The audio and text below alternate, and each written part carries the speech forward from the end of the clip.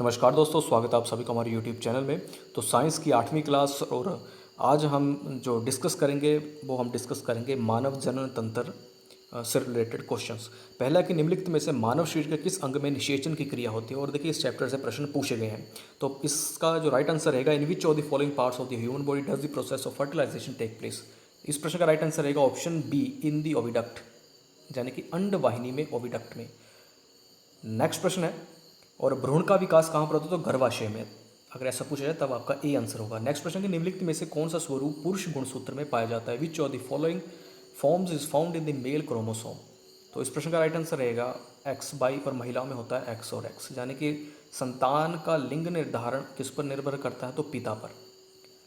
Next प्रश्न है कि पक्षियों तथा सरीसृप वर्ग के प्राणियों द्वारा निषेचित अंडे का आवरण किस पदार्थ का बना होता है। What material is made of the egg that is fertilised by birds and reptiles. इस प्रश्न का राइट आंसर रहेगा ऑप्शन बी, कैल्शियम।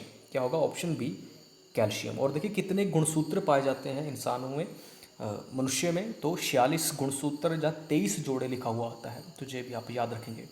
मानव शरीर में पल रहे भ्रूण को ऑक्सीजन तथा पोषण की आपूर्ति एवं कार्बन डाइऑक्साइड तथा भ्रूण, जहाँ पर भ्रूण होगा, द्वारा उत्सर्जित अवशिष्ट पदार्थों को बाहर निकालने का कार्य करता है। Supplies oxygen and nutrition to the growing foetus in the human body and carries out carbon dioxide and excretory waste products from the embryo. इस प्रश्न का राइट आंसर रहेगा प्लेसेंटा, अपरा जिसे हिंदी में कहते हैं, कभी कभी हिंदी में भी प्लेसेंटा ही लिखा हुआ आता है। नेक्स्ट प्रश्न है, सर्वप्रथम डीएनए की डबल हेलिकल संरचना किसने प्रस्तुत की। Who first presented the double helical structure of DNA. इस प्रश्न का राइट आंसर रहेगा ऑप्शन ए, वाटसन एवं क्रिक। और कब की थी, 1953 में। डीएनए की फुल फॉर्म क्या है, कमेंट सेक्शन में कमेंट कीजिएगा। नेक्स्ट है, निम्नलिखित में से कौन सा किसी जीव में आनुवंशिक सूचना का वाहक होता है। Which of the following is carrier of genetic information in an organism. तो इस प्रश्न का राइट आंसर रहेगा ऑप्शन बी, डीएनए। आप सभी को पता ही होगा, डीएनए की फुल फॉर्म होती है डीऑक्सी राइबो न्यूक्लिक एसिड, और आरएनए की होती है राइबो न्यूक्लिक एसिड। तो जो आप याद रखेंगे। और क्रोमोसोम कितने पाए जाते हैं, तो 46 मैंने आपको बता दिया। और देखिए डीएनए भी कौन सूचना को एक जनरेशन से दूसरे जनरेशन में ले जाता है, तो वे है जीन, यानी कि इसकी सबसे छोटी इकाई है जीन। ये भी आप याद रख सकते हैं। नेक्स्ट है, इसके अलावा देखिए माइटोकॉन्ड्रिया को पावर हाउस भी कहा जाता है, और माइटोकॉन्ड्रिया में भी डीएनए पाया जाता है। न्यूक्लियस के अलावा कहाँ और डीएनए पाया जाता है, तो माइटोकॉन्ड्रिया में। ये भी कभी कभी पूछा जाता है। न्यूक्लियस मीन्स केंद्रक। निम्नलिखित में से कौन से आनुवंशिक विकार हैं। Which of the following are genetic disorders. तो हीमोफीलिया, वर्णांधता, यानी कि कलर ब्लाइंडनेस, और ऑप्शन 3 है थैलेसीमिया। तो जो तीनों ही क्या है, genetic disorders. Genetic disorder means जो एक जनरेशन से दूसरी जनरेशन में ऐसे जो रोग ट्रांसफ़र हो जाए, जैसे कि माता को कोई रोग था तो उसकी जो संतान हुई उसको भी वो रोग होगा, उसे हम कहते हैं जेनेटिक डिसऑर्डर्स। हीमोफीलिया से एक और प्रश्न ये बनता है कि ऐसा कौन सा, ऐसा पूछा जाता है कि चोट लगने पर जब खून का बहना बंद ना हो या खून का थक्का नहीं जमता, तो वो किस रोग के लक्षण है, तो हीमोफीलिया के। नेक्स्ट है कि वर्णांधता से पीड़ित व्यक्ति कौन से रंग में विभेद नहीं कर पाता। In which colour a person suffering from colour blindness cannot distinguish. इस प्रश्न का राइट आंसर रहेगा रेड एंड ग्रीन, लाल एवं हरे में अंतर नहीं कर पाता जो व्यक्ति किस रोग से पीड़ित है, तो कलर ब्लाइंडनेस से जो पीड़ित है, और ये भी एक जेनेटिक डिसऑर्डर है। नेक्स्ट है कि निम्नलिखित में से कौन सा औद्योगिक प्रदूषण का सूचक है, तो वो है लाइकेन। और लाइकेन पर्टिकुलर किस प्रदूषण का सूचक है, तो वायु प्रदूषण। ये प्रश्न पूछा गया है बहुत बार सारे एग्जामों में कि वायु प्रदूषण का बायो इंडिकेटर है, तो लाइकेन। लाइकेन क्या है, कवक प्लस शैवाल में जो एक सहजीवी संबंध है, यानी कि कवक प्लस शैवाल। लाइकेन इज इक्वल टू कवक प्लस शैवाल। नेक्स्ट है कि विकासवाद का सिद्धांत किसने प्रतिपादित किया। Who propounded theory of evolution. Charles Darwin. Charles Darwin. Next है कि अब देखिए इसका आप एक और शब्द याद रखेंगे, प्राकृतिक चुनाव।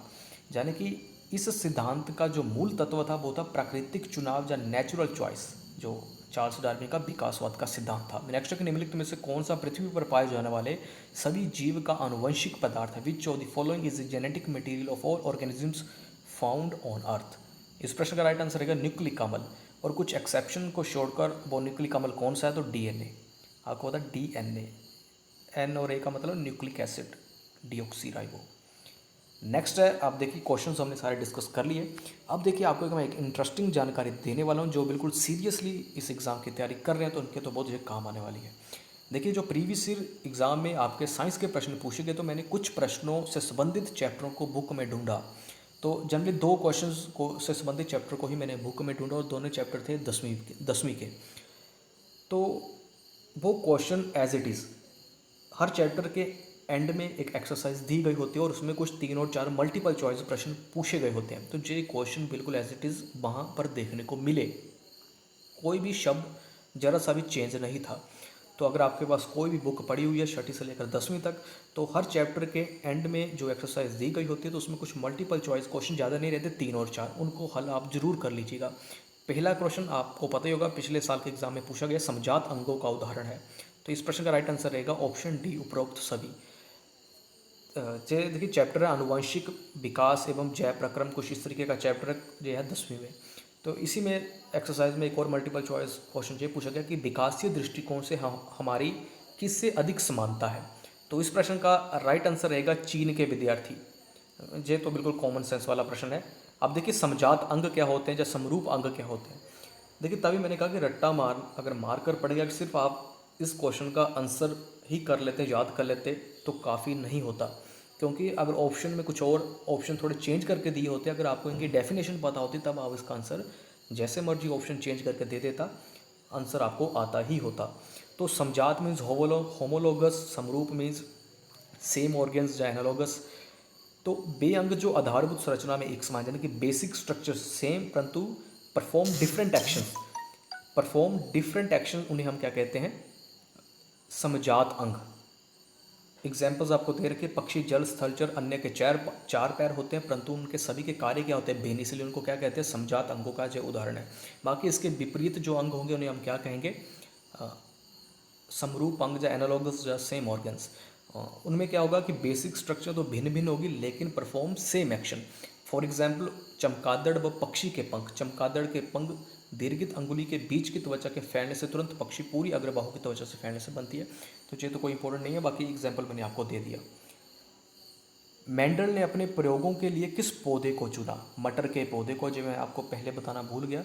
और मेंडल को आनुवंशिक विज्ञान का जनक भी कहा जाता है, ये प्रश्न भी बहुत सारे एग्जामों में पूछा जाता है। जीन क्या होता है, देखिए डीएनए में जो सबसे सूक्ष्मतम इकाई है जो कि जनरेशन, जो कि क्या कहते हैं उनको, जो लक्षणों को एक जनरेशन से दूसरी जनरेशन में स्थानांतरित करती है, वो जीन ही होते हैं। हम डीएनए कहते हैं लेकिन डीएनए में भी कौन पाया जाता है, जीन, उसकी सबसे छोटी इकाई, आनुवंशिक इकाई। जो गुणसूत्रों में उपस्थित डीएनए का एक भाग होता है, देखिए केंद्रक में होते हैं क्रोमोसोम, क्रोमोसोम्स में होता है डीएनए, डीएनए में होता है जीन। तो ये कुछ आज के क्वेश्चन थे। आई होप आपको ये वीडियो अच्छी लगी होगी। देखिए सारे प्रश्न हम डिस्कस करेंगे, जो एक्सरसाइज के एंड में भी जो मल्टीपल चॉइस क्वेश्चन दे रखे हैं उनको भी हम डिस्कस करेंगे। एक बार हम थोड़ा कॉन्सेप्चुअली पढ़ लेते हैं समझकर, उसके बाद हम हर रोज़ मल्टीपल चॉइस क्वेश्चन को करेंगे। देखिए साइंस ही हम चाहे कंप्लीट कर पाएँ, साइंस को हम कंप्लीट कर ही लेंगे, बहुत जल्दी कंप्लीट कर लेंगे, लेकिन जो भी पढ़ेंगे हम इस तरीके से पढ़ेंगे कि उससे एग्ज़ाम में फिर जो भी प्रश्न आए वो हमारे पढ़े हुए में से ही आए। अगर हम सिर्फ साइंस ही पढ़ेंगे तो 30 क्वेश्चन आए, 35 क्वेश्चन आए, तो वो फिर 30 और 35 क्वेश्चन हमारे पढ़े हुए में से ही आएंगे। तो इस वीडियो में इतने। अगर वीडियो अच्छी लगती है आपको तो वीडियो को लाइक कर दिया करें, शेयर कर दिया करें, और चैनल पर अगर आप पहली बार आए हैं तो चैनल को सब्सक्राइब भी ज़रूर कर लें।